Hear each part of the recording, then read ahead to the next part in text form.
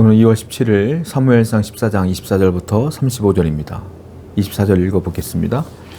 이날에 이스라엘 백성들이 피곤하였으니 이는 사울이 백성에게 맹세시켜 경계하여 이르기를 저녁곧 내가 내 원수에게 보복하는 때까지 아무 음식물이든지 먹는 사람은 저주를 받을지어다 하였습니다. 그러므로 모든 백성이 음식물을 맛보지 못하고 사울의 아들 요나단이 한 소년과 함께 20명을 죽인 사건을 기억하실 겁니다. 그로 백성들은 사기가 올랐고 그리고 반대편 블레셋 사람들은 이스라엘을 두려워하기 시작했어요. 이 기회를 타 사울은 전쟁을 다시 시작하게 되는데요. 사울이 아주 용맹하게 크게 얘기합니다. 지금부터 우리 백성들, 우리 군대는 금식해라 이 말이에요. 내가 내 원수에게 보복할 때까지, 블레셋을 얘기하는 거예요. 보복할 때까지는 절대로 음식물을 먹어서는 안 된다.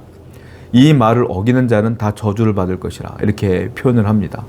그리고 이제 사생결단하여 전쟁을 치르는 장면들을 보게 되는 거예요. 근데 굉장히 잘못됐습니다. 왜냐하면 사울은 이스라엘의 군대가 금식을 하면 하나님이 도와주실 것이라는 확신을 갖고 있는 거예요. 우리 하나님은 내가 금식한다고 해서 내 요구에 하나님이 끌려와서 억지로 도와주시는 분이 아니에요. 하나님은 자의적으로 스스로 판단하여 이스라엘 사람들을 도울 것이냐 말 것이냐를 하나님 판단하시는 것이지, 내가 지금 음식물을 안 먹는다고 금식한다고 해서 하나님이 도와줍니까? 금식 안 하면 안 도와줍니까? 그렇지 않아요. 이 사울은 하나님을 잘 못 알고 있는 거예요.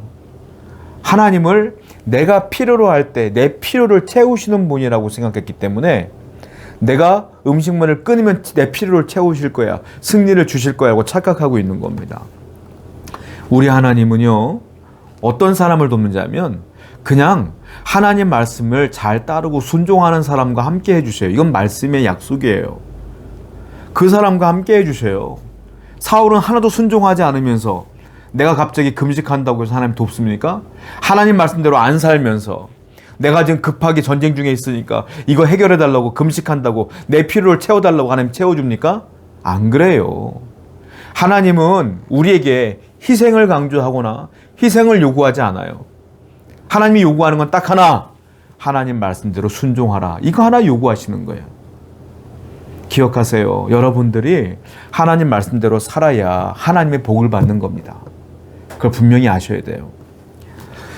24절을 보게 되면 또 재밌는 게 있는데, 사울은 블레셋을 뭐라고 표현합니까? 내 원수라고 표현해요. 그런데 6절을 보게 되면 요나단은 그 블레셋 사람들을 뭐라고 표현합니까? 할례받지 않은 자들 이렇게 표현해요. 요나단은 할례받지 않은 자들이라고 표현하고 사울은 원수라고 표현한 게 무슨 의미일까요? 요나단은 블레셋을 하나님의 대적으로 보고 있는 거예요. 근데 사울은 블레셋을 내 왕위를 빼앗으려는 내 적으로 보는 거야. 이게 차이점이에요. 믿음이 있었던 요나단은 블레셋이라는 나라를 하나님의 대적으로 보고 있어요. 사울은 반대로 보고 있고요. 여러분, 어떻게 여러분들은 세상을 살아갑니까? 여러분들은 세상 속에서 어떠한 목적과 어떤 비전으로 살아갑니까?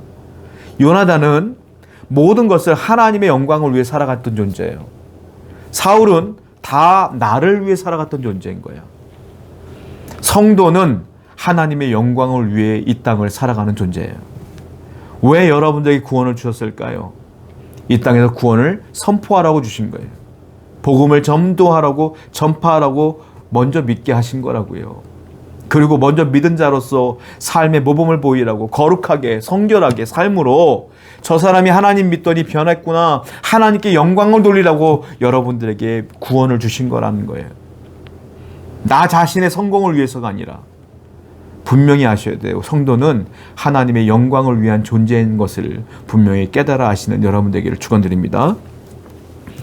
31절부터 볼게요. 그날의 백성이 mik마스에서부터 아얄론에 이르기까지 블레셋 사람들을 쳤으므로 그들이 심히 피곤한지라. 백성이 이에 탈취한 물건에 달려가서 양과 소와 송아지들을 끌어다가 그것을 땅에서 잡아 피채 먹었더니. 자, 금식하며 전쟁을 치르니까 얼마나 배고프겠어요. 여러분, 단식을 하면 사람들이 운동을 하면 안 돼요. 단식하면은 이게 힘들어져. 그러니까 가만히 있어야 되는데 이 사람들은 금식을 하면서 어떻게 전쟁까지 치르고 있어. 체력 소모가 얼마나 심했겠습니까? 전쟁을 이겼어요? 이겼더니 그 노량물들이 있을 거 아닙니까? 보니까 양도 있고 소도 있어. 그 눈이 뒤집힌 거예요. 전쟁을 끝내놓고선 배가 고프니까 양을 빨리 잡고 소를 빨리 해서 먹는데 이스라엘 사람들은 피채 먹으면 죄야. 피를 다 빼서 먹어야 돼. 하나님의 율법에 이렇게 나와 있거든요. 근데 배가 너무 고프니까 어떻게 해요? 피를 빼지 않고 피채 먹게 되는 거야. 죄를 짓게 되는 것이죠. 조급해지니까 내가 살기를 원하니까 하나님의 율법은 싹 잊어먹었어. 하나님 말씀은 기억도 나지 않아. 사울 왕과 똑같은 모습이에요. 내가 급해지면 내가 궁해지면 하나님은 보이지 않는 모습이 어쩜 그렇게 사울 왕과 이스라엘 백성들이 똑같은지요. 그리고 하나님 율법을 어기는 것들을 보게 됩니다. 철저하게 자기중심적인 사고를 하는 사람들의 모습이에요. 여러분, 아무리 어렵고 힘들어도 하나님의 말씀을 잊으면 안 돼요. 율법을 잊으면 안 돼. 그러면 우리는 큰 죄를 짓게 돼. 오늘도 하나님의 율법을 기억하고 말씀을 기억하는 여러분 되기를 축원드립니다. 35절 말씀 볼게요. 34절부터 보겠습니다. 무리가 사울에게 전하여 이르되 보소서 백성이 고기를 피째 먹어 여호와께 범죄하였나이다. 사울이 이르되 너희가 믿음 없이 행하였도다. 이제 큰 돌을 내게로 굴려오라고. 또 사울이 이르되 너희는 백성 중에 흩어져 다니며 그들에게 이르기를 사람은 각기 소와 양을 이리로 끌어다가 여기서 잡아먹되 피채로 먹어 여호와께 범죄하지 말라 하며 그 밤에 모든 백성이 각각 자기의 소를 끌어다가 거기서 잡으니라. 어떤 사람이 얘기해요. 왕이시여, 이 사람들이요 지금 모든 그 동물들을 양과 소를 피쳐 먹어요. 그때 사울이 놀래요. 그래? 그거 죄잖아. 야, 다 명령 내려. 다 양과 소를 끌어다가 내 앞으로 갖고 오라 그래. 그리고 여기서 잡으라 그래. 여기서 잡아서 피를 다 빼고 먹으라 그래. 이렇게 명령을 내려요.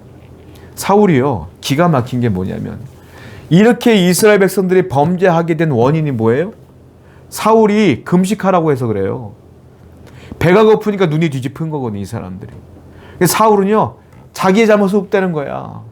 그리고 어떻게 해요? 그들이 잘못했구나. 이런 놈들 갖고 오라 그래.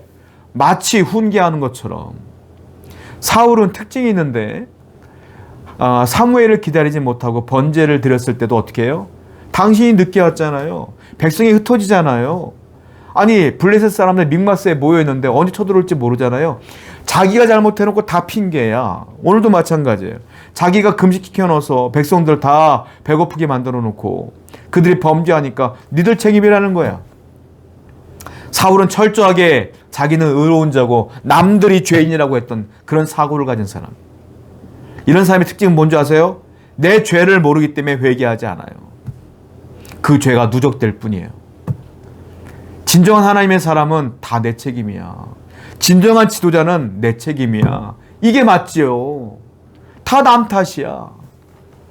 여러분들은 어떤 삶을 살아요? 여러분들은 의롭습니까? 남들의 문제예요? 무슨 문제가 생기면 나는 괜찮은데 저 사람들 때문에 문제인 거예요? 아니에요. 여러분들이 제일 큰 문제예요. 내가 제일 큰 죄인이야.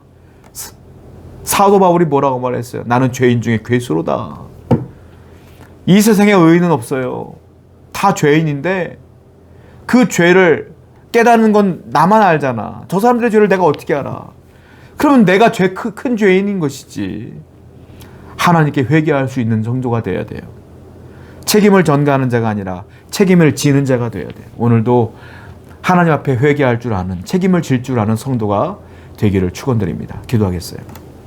하나님, 모든 책임은 내게 있음을 알아. 늘 하나님께 회개하는 성도가 되게 하여 주옵소서. 예수님의 이름으로 기도드렸습니다. 아멘.